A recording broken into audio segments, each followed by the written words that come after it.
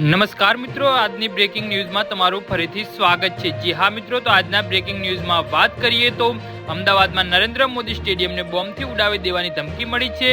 GCA બોમ્બથી ઉડાવી દેવાની ધમકી મળતા સુરક્ષા એજન્સીઓ એલર્ટ બની છે। સ્ટેડિયમને બોમ્બથી ઉડાવવાનો ઈમેલ મળતા જ ડોગ સ્ક્વોડ ચેકિંગ શરૂ કરાયું છે।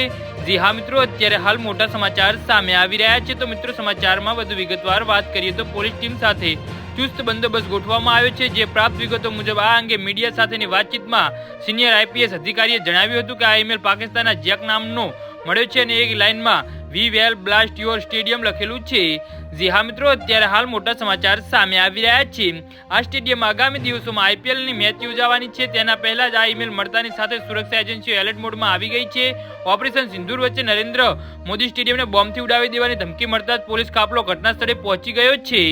જી હા મિત્રો, અત્યારે હાલ મોટા સમાચાર સામે આવી રહ્યા છે અને સઘન તપાસ હાથ ધરી છે। આપને જણાવી દઈએ કે જે ઈમેલ આવ્યો છે તે પાકિસ્તાનના જેક નામનો આવેલો છે। ત્યારે ભારતની એરક્રાફ્ટ સિંદૂર બાદ મેલ મળ્યો છે, ત્યારે સુરક્ષા એજન્સીઓ હાઈ એલર્ટ પર છે। જી હા મિત્રો, તો આના વિશે તમારું શું કહેવું છે તો નીચે મારી કમેન્ટ બોક્સમાં જરૂરથી જણાવજો અને મારી યુટ્યુબ ચેનલને સબસ્ક્રાઇબ કરવાની ભૂલતા નહીં। વિડીયો પૂરો જોવા બદલ તમારો ખૂબ ખૂબ આભાર।